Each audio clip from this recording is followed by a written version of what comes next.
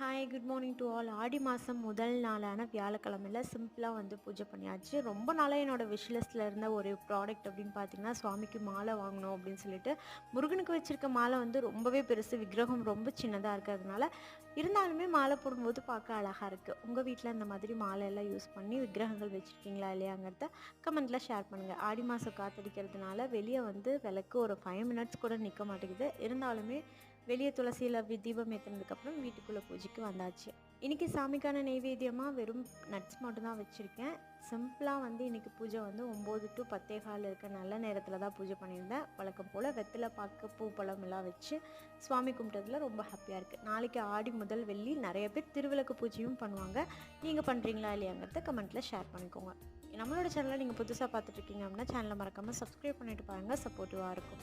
ஆடி மாதம்னாவே அம்மனுக்கு உகந்த நாள் தான். எல்லாத்துக்குமே ரொம்ப பிடிச்ச மாதம் கூட. பாய்.